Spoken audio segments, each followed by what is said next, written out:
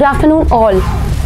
सारे ही कोर्सेज की बुक्स अवेलेबल है, जिसमें अगर हम सैनिक स्कूल की बात करें, air force X and Y group की बात करें, या फिर technical, NA, nursing assistant, clerk या फिर जीडी, सारे ही कोर्सेज की बुक्स अवेलेबल रहेंगी और इसमें मोर देन 2000 यानी 2000 से ज़्यादा क्वेश्चन रहेंगे।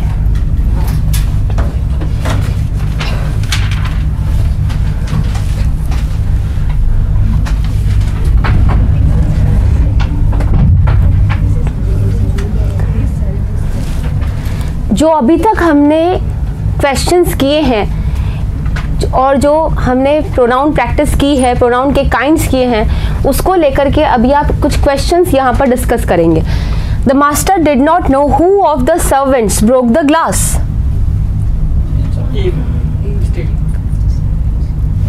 क्या एरर है?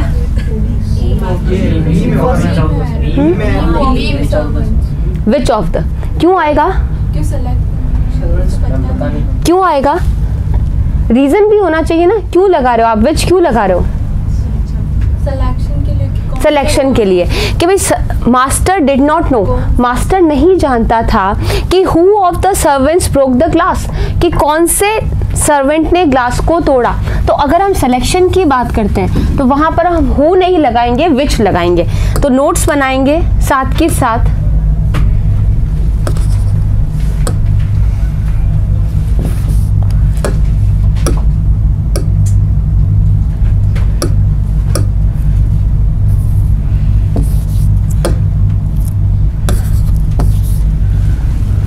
कि हु जो होता है हालांकि पर्सन के लिए लगता है और सब्जेक्ट दिखाने के लिए लगता है, लेकिन हु जो होता है वो पर्सन के लिए लगता है प्लस सब्जेक्ट दिखाने के लिए लगता है।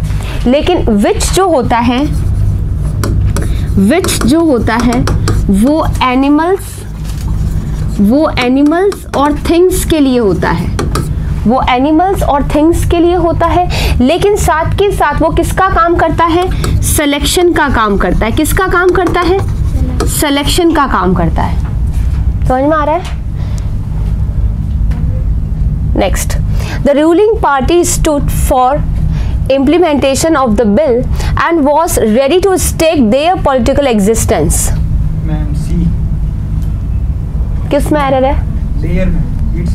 The ruling party stood for implementation, जो रूलिंग पार्टी है वो खड़ी हो गई for implementation of the bill, मतलब उसके सपोर्ट में खड़ी हुई है ना।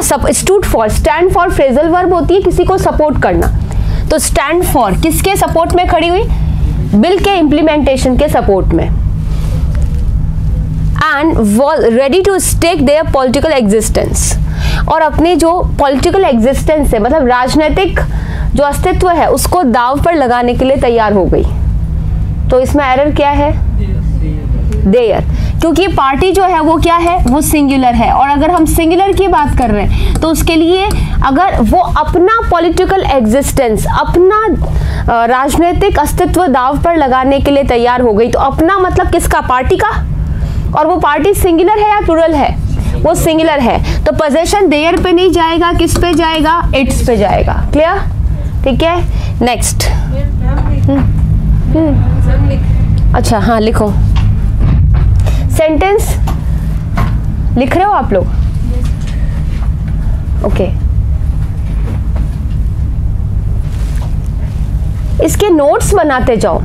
फुल सेंटेंस मेरे ख्याल से लिखने की बजाय आप लोग नोट्स बनाए। जैसे कि अगर मैं यहाँ पर लिख रही हूँ पार्टी, तो पार्टी के लिए जो सब्जेक्टिव फॉर्म है वो भी इट जाएगी, और जो इसका पॉजेसिव फॉर्म है वो भी क्या जाएगा? इट्स जाएगा। ऐसे नोट्स बनाने होते हैं इनके। ठीक है, ठीक है, इस तरीके से नोट्स बनाने होते हैं कि हमें ये पॉइंट ध्यान रखना है इसका। ठीक है। Next, wherever they go, the Indians easily adapt to local circumstances.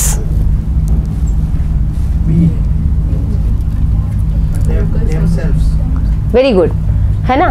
Wherever they go, जहाँ कहीं भी वो जाते हैं, the Indians easily adapt to local circumstances.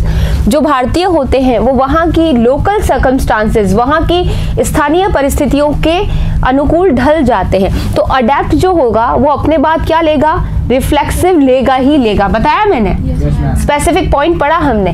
तो adapt के बाद क्या आएगा, themselves। अभी आपने जब सेंटेंस देखा तो आपको बड़ा अच्छा सा साफ सुथरा सेंटेंस लग रहा था, एरर नहीं पता पड़ रही थी, लेकिन जब उसे लर्न है, जो स्टूडेंट ने आंसर दिया कि अडेप्ट के बाद रिफ्लेक्सिव आएगा, तो ये चीज़ मैंने आपको बोला था, है ना, कि ये जो वर्ब्स होती हैं वो बिल्कुल टिप्स पर लर्न होनी चाहिए, वरना आप वहाँ की एरर नहीं पकड़ सकते।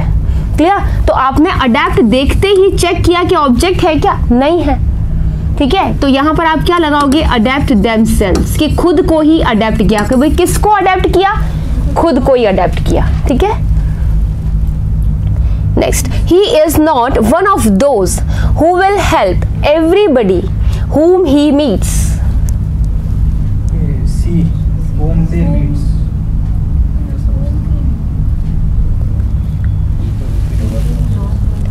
He is not, क्यों होगा, क्यों क्यों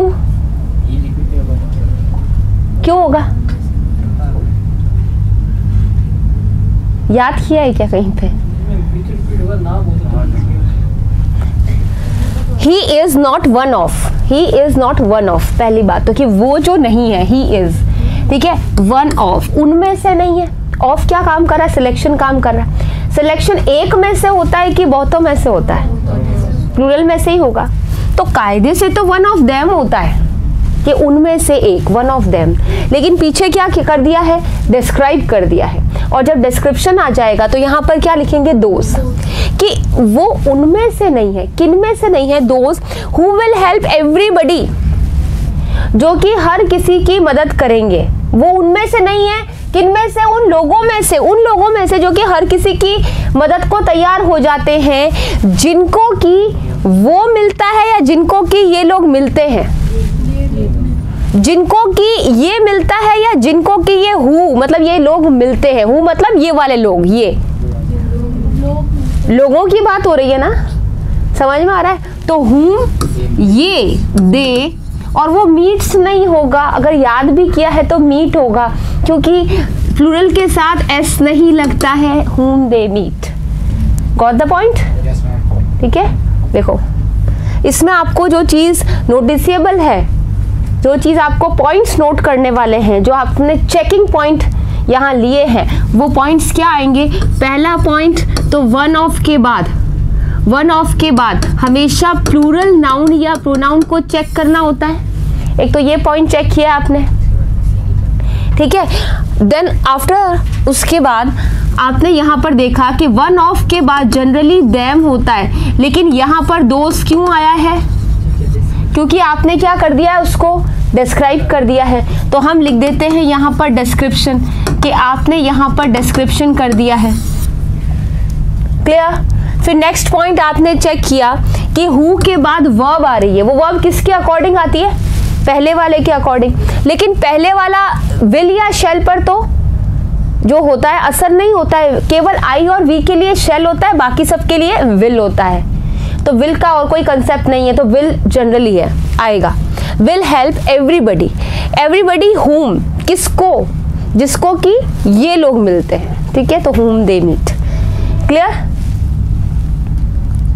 next, it is not easy for anyone to command respect from both one's friends and critics, as Dr. Neil did for his integrity and honesty. It is not easy for anyone, ये हर एक के लिए आसान नहीं होता है, to command respect, कि वो आदर पाए, ये हर एक के लिए आसान नहीं होता है कि वो आदर पाए from both, दोनों से, ठीक है ना, अपने दोस्तों से भी और अपने आलोचकों से भी, जैसा कि डॉक्टर नील ने किया for his integrity and honesty, अपनी ईमानदारी और इंटीग्रिटी को बनाए रखने के लिए। इंटीग्रिटी का मतलब वैसे होता है कि जुड़े रहना, यूनाइटेड, तो अपनी यूनिटी या हम यूँ कहें अखंडता, तो इंटीग्रिटी और ऑनेस्टी को बनाए रखने के लिए जैसा कि डॉक्टर नील ने किया। क्या एरर है? बोथ के बाद में आपने लिखा वंस फ्रेंड्स, तो उधर पोजेशन है तो इधर भी क्या आएगा? पोजेशन आएगा। तो both ones friends and ones critics. Clear? यानी अगर हम बोथ के बाद लिखें both ones friends and ones critics, दोनों साइड पोजेशन दे करके हम इसे लेंगे। इस पॉइंट को लिखें और साथ में बोथ का पॉइंट लिखें कि बोथ का जो पेयर है वो एंड से ही बनना चाहिए। कई बार एग्जाम में बोथ का पेयर किससे देते हैं?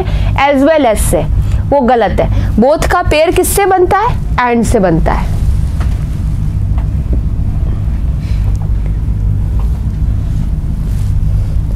Next, Mahatma Gandhi taught us that one should respect the religions of others as much as his own.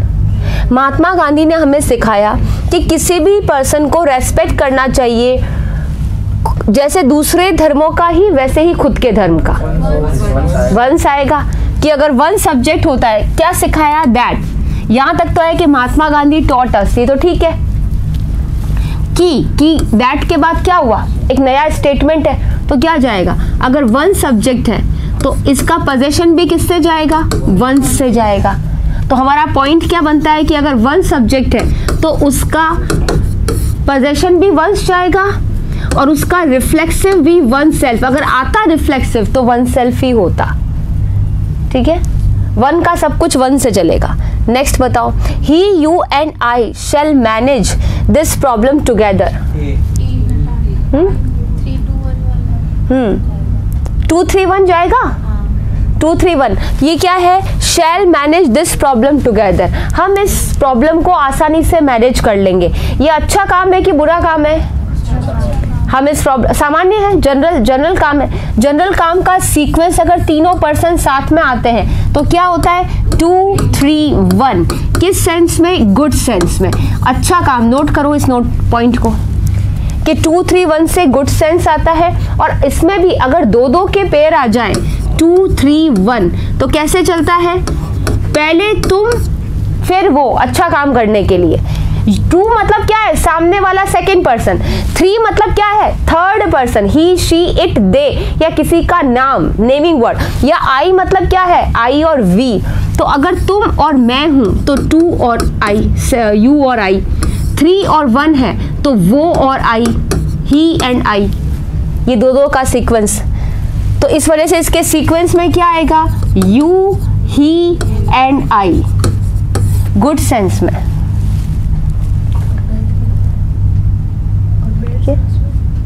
Bad sense में 1 2 3 लिखो। 1 2 3 लिखो। बैड सेंस या प्लूरल?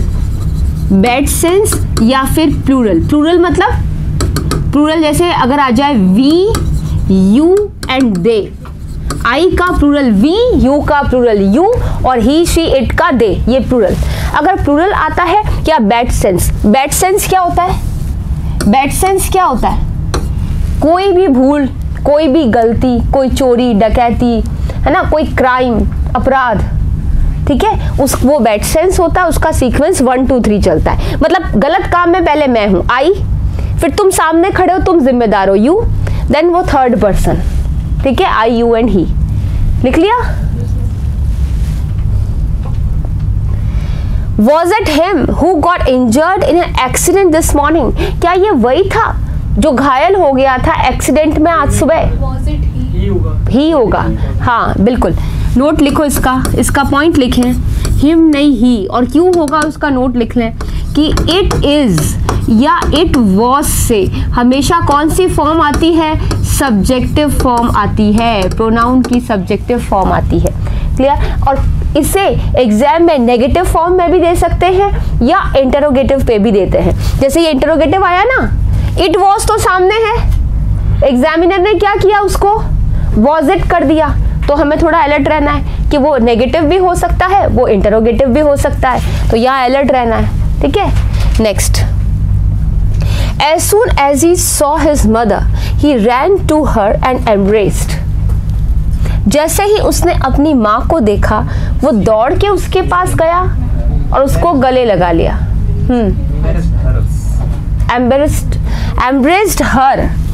embraced her correct. क्यों जाएगा? क्योंकि वर्ब ये जो embrace है ये अपना ऑब्जेक्ट लेगी कि गले लगाया। किसको गले लगाया? तो वो अपना ऑब्जेक्ट लेगी। जैसे वो दौड़ के उसके पास गया और उसको गले लगाया। embraced her ये अपना ऑब्जेक्ट लेगी। embraced के बाद ऑब्जेक्ट आएगा, वरना उसके बिना सेंटेंस इनकम्प्लीशन रहता है, इनकम्प्लीशन का सेंस रहता है थोड़ा। Next, due to me being a newcomer I was unable to get a house suitable for my wife and me.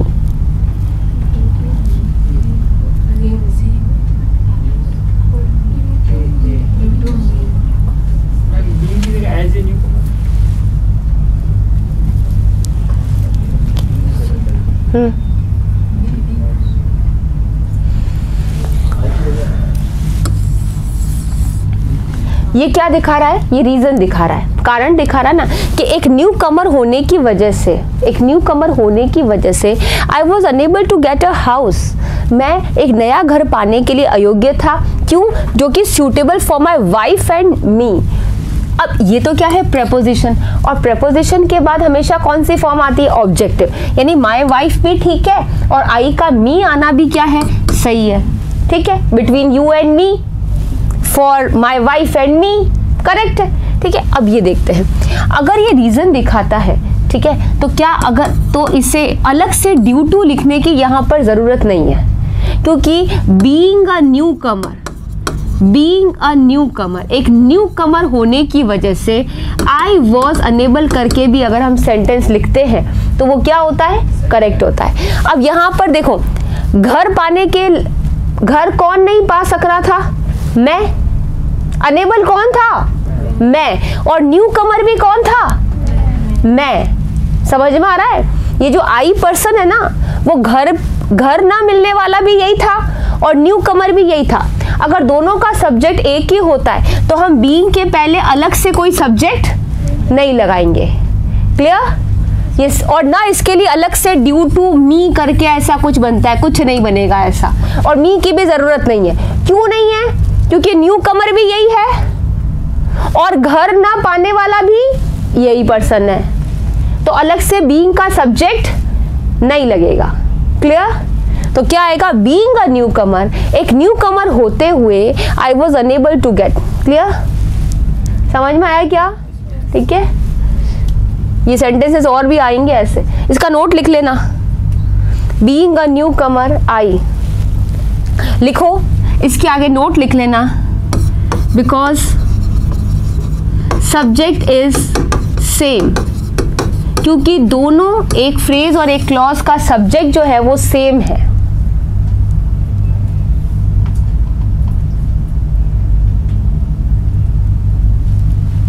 लिख लिया?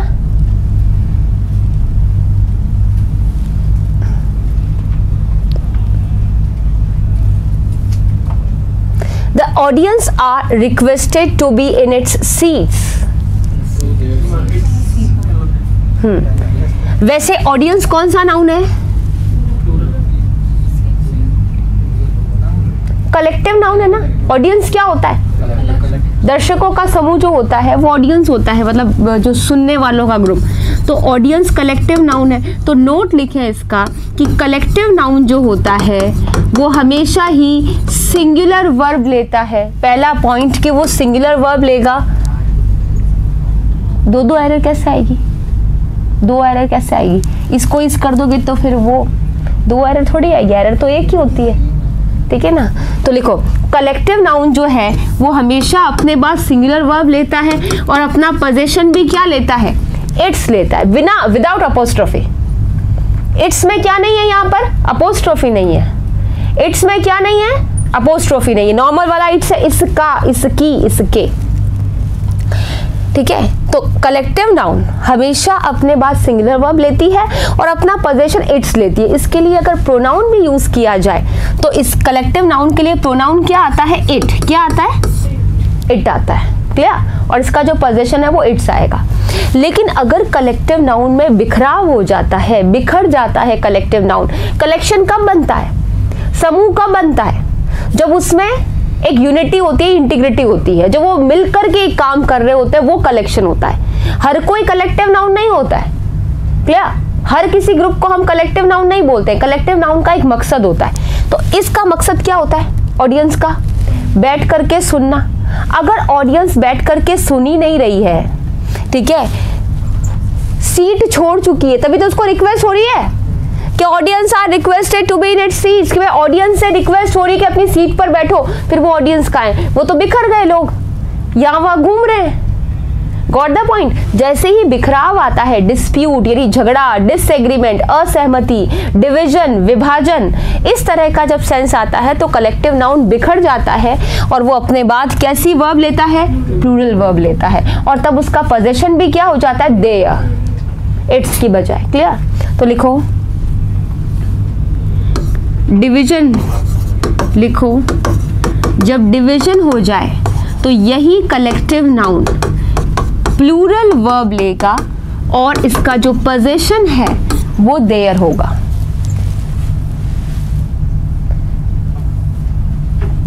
ये बताया भी था मैंने, बताया था ये मैंने।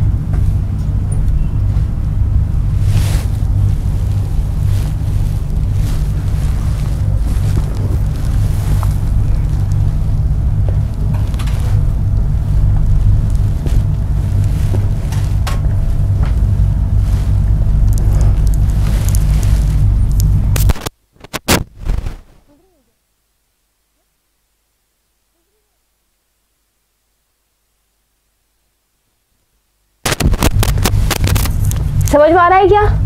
ठीक है। A scientist must follow his hunches and his data wherever it may lead.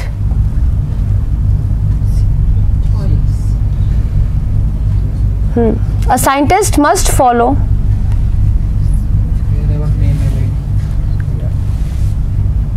a scientist must follow his hunches and his data wherever it may lead.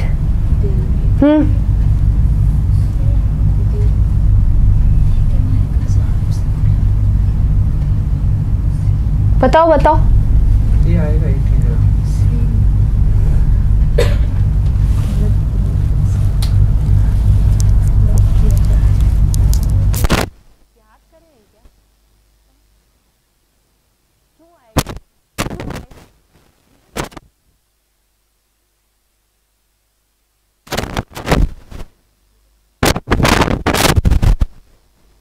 कोई अगर इसका दे बोल रहे तो कुछ सोच के बोल रहे हैं ना, क्या सोच के बोल रहे हैं?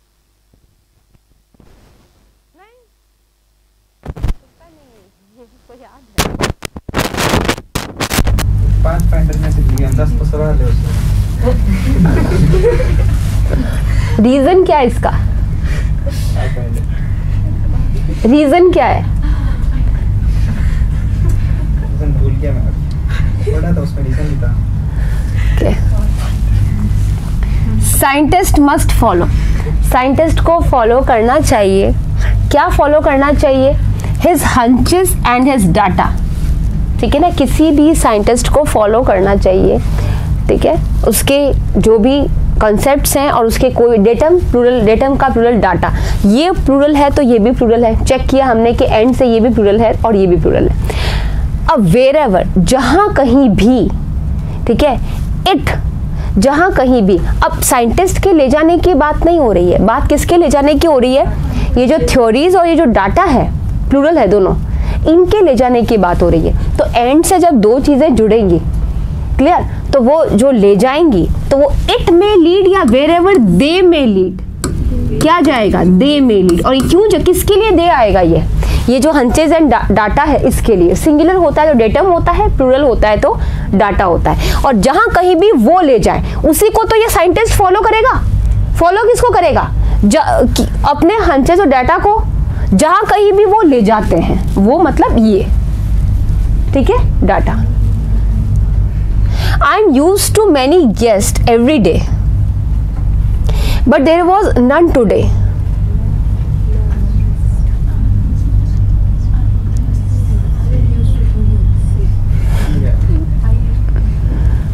बोलो बोलो।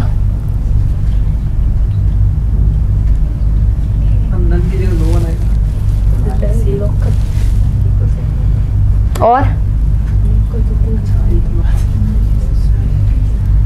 बोलो बोलो। प्रैक्टिस तो सभी ने निकाल रखी है, कोई एक ने थोड़ी निकाली हुई है। प्रैक्टिस तो आप सभी निकाल के बैठो।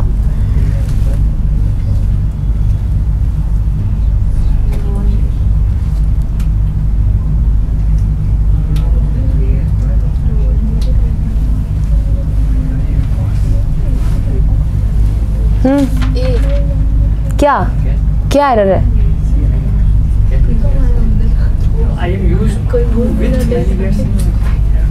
यूज्ड टू का मतलब होता है अकस्टम्ड टू। अकस्टम्ड टू मतलब आदी होना। यूज्ड टू मतलब अकस्टम्ड टू, आदी हो जाना। यूज्ड टू हम नहीं कहते हम इस काम के यूज्ड टू हैं, मतलब आदतन होना। तो यूज्ड टू होता है, अकस्टम्ड टू होता है, वो सही होता है। तो मैं किस चीज के आदी हूँ? मैनी गेस्ट एवरी डे, सही है।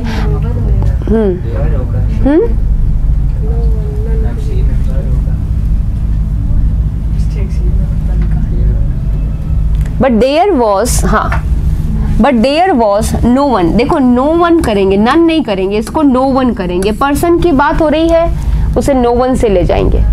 अदरवाइज ये ठीक होता है, यूज्ड टू में कोई एरर नहीं है। मैनी गेस्ट भी करेक्ट होता है, इसमें कोई एरर नहीं है। But there was no one today, लेकिन आज कोई भी नहीं है। इसके लिए हम ये जरूर कह सकते हैं कि यहाँ पर बट देयर इज से भी अगर इसको करें तो ये सही है। But there is no one today, अगर हम इसे प्रेजेंट पे भी ले जाएं, क्योंकि सेंटेंस जो है वो हमारा प्रेजेंट पर चल रहा है, तो अगर उसे प्रेजेंट भी करते हैं तो हमारा एरर पार्ट जो है वो सी पार्ट जाएगा। उसको इज भी करें तो सही है। Next, the number of vehicles plying on this road is more than on the main road.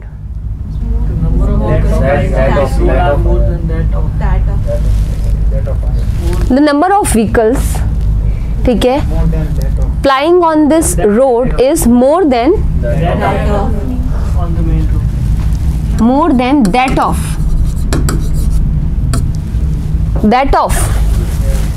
that of on the main road. हाँ, that of on the main road, सही है, सही है। मान लो मैंने इस क्वेश्चन में that of भी ऐड कर दिया, माना मैंने इस क्वेश्चन में that of भी ऐड कर दिया, अब क्या एरर है? number of vehicles on the थोड़ा पकड़ा, सही है। देखना क्या है, मैंने क्या बोला कि मोर देन मतलब कंपैरिजन हो रहा है, ठीक है। अभी कल मैंने वो climate of Alwar is better than that of Patna वाला किया, ये वो वाला कंसेप्ट है। क्या है इसमें? Number of vehicles flying on this road, जो इस रोड पर चल रहे हैं, ठीक है ना, उन व्हीकल्स की संख्या, द नंबर क्या होता है? पर्टिकुलर नंबर होता है वो, the number. A number of क्या होता है? मैनी। और द नंबर क्या होता है? Particular number. उन व्हीकल्स का नंबर मतलब उन व्हीकल्स की संख्या जो कि इस रोड पर चल रहे हैं वो ज्यादा है बजाय किसके? जो कि मेन रोड पर। तो फ्लाइंग ऑन दिस रोड से ऑन द मेन रोड, ये कंपैरिजन यहां तक तो इक्वल है। तो हमारे को मेन कंपैरिजन किसके लिए लेना है? द नंबर ऑफ व्हीकल्स से लेना है। तो आपने द नंबर ऑफ सिंगुलर है, इसके लिए तो दैट ऑफ सही लिखा है, पर व्हीकल्स के लिए क्या लिखूं? That of those. समझ में आया? याद करने में थोड़ी तकलीफ रह गई। द नंबर क्या जाएगा? सिंगुलर के लिए क्या लिखेंगे? दैट ऑफ लिख करके व्हीकल्स जो है वो प्लूरल है, ठीक है। तो दैट ऑफ के बाद फिर दोज भी आएगा। कल तो आपने सिर्फ दैट ऑफ के बाद सीधा यहाँ पर पटना था तो वहां अलवर लगा दिया था, पर ये वो नहीं है, डबल पोजीशन। ऑफ से आगे भी रिपीटेशन नहीं देंगे, पीछे वाला वर्ड भी रिपीट नहीं करेंगे। तो नंबर सिंगुलर है तो द नंबर के लिए दैट, ऑफ लगा के व्हीकल्स प्लूरल है तो उसके लिए दोज। फिर बाद में ये इस रोड पर चल रहे हैं, वो मेन रोड पर चल रहे हैं, ठीक है। इसको उतार लो, सेंटेंस को इसको उतारो। ये आ रखा है पेपर में।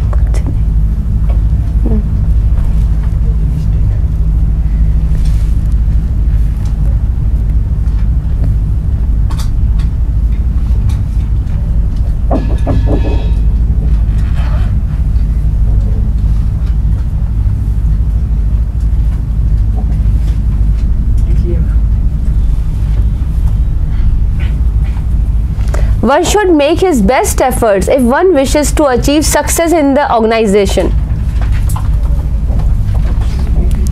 One should make his best efforts if one wishes to achieve success in this organization. One का possession, one subject है तो his best efforts नहीं होगा, one's best efforts होगा। ठीक है, concept पढ़ लिया। ओके लेकिन आप एरर फाइंड आउट नहीं कर पाए, ये थोड़ा सा रहेगा क्योंकि हम इस टाइप के क्वेश्चंस लगभग 4-5 कर चुके हैं अभी। तो आप लोगों ने may I know who you want to see please, क्या मैं जान सकता हूँ आप किससे मिलना चाहते हैं? whom you want, है ना, क्योंकि ये किसकी बात हो रही है? ऑब्जेक्ट की बात हो रही है। किसको मिलना चाहते हो? whom you want, may I no whom you want। ठीक है, R is the only country in the world that can boast of unity in diversity। हमारा देश इकलौता ऐसा देश है जो कि इस पूरी दुनिया में ये कह सकता है कि हम जो है डाइवर्सिटी में भी यूनिटी रखते हैं, मतलब विभिन्नता में एकता रखते हैं, है ना। यूनिटी इन डाइवर्सिटी का कॉन्सेप्ट चलता है ना हमारे इंडिया में। हाँ, क्या जाएगा? क्या एरर है?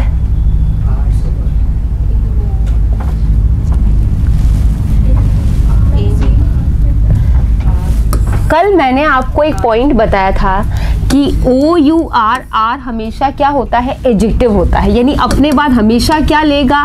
एक नाउन लेगा ही लेगा।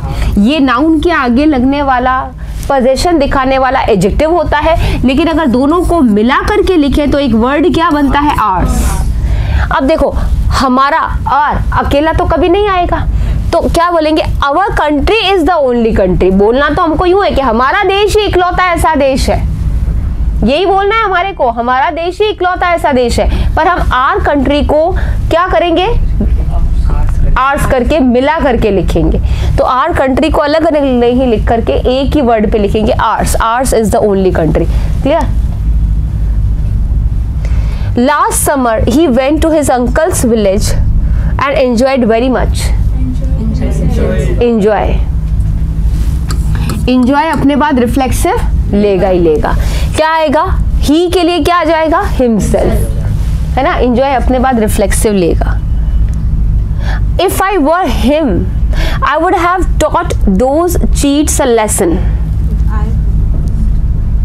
अगर मैं उसकी जगह पर हो जाऊं तो मैं उसको उन धोखेबाजों को एक सबक सिखाऊं। Taught those cheats, cheat noun होता है, चीट का प्लूरल चीट्स करेक्ट होता है। और अगर मैं कहूं वो एक धोखेबाज है तो इसकी इंग्लिश क्या होगी? He is a cheat। ये एग्जाम में आया हुआ है, चीट का आर्टिकल एग्जाम में पूछा हुआ है, ध्यान रखना। क्या लगेगा? He is a cheat आ रखा है पेपर में। बताओ भाई, if I were क्या जाएगा? नहीं, was जो होता है ना, ठीक है, ये फैक्ट को दिखाता है। हाँ, क्यों आएगा?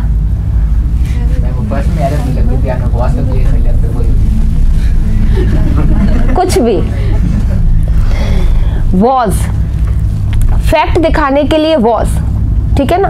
लेकिन जब वैसे आई प्लूरल होता है, लेकिन पास्ट के केस में was या वर में क्या लगता है? was ही लगता है। क्योंकि आई के साथ वर या किसी के भी साथ वर अगर होता है, आई ही कुछ भी आ जाए, वर किसको दिखाता है? इमेजिनेशन को, फैक्ट नहीं होता। जैसे अगर मैं को if I were a king, if I were a bird, if I were the prime minister, एक भी बात सच नहीं है, सब इमेजिनेशन है। जब इमेजिनेशन होती है तो आई या ही या कुछ भी, दे, शी, वर लगता है। तो ये कह रहा है अगर मैं वो हो जाऊं तो सच्चाई है या इमेजिनेशन? इमेजिनेशन है। अगर मैं वो, अगर इफ है ना, सच्चाई तो रही नहीं, इफ है। तो इफ आई वर हिम थोड़ी होगा, इफ आई वर ही। तो आई वर के बाद हमेशा कौन सी फॉर्म? Subjective form. ठीक है, ओके, थैंक यू। कल प्रैक्टिस को कंटिन्यू, और जो रिमेनिंग हमारा रिलेटिव प्रोनाउन बचा है एक, उसको हम यहाँ एक बार रिवाइज करेंगे, कुछ स्पेसिफिक पॉइंट्स, और ख़त्म करके इसकी प्रैक्टिस भी कंप्लीट।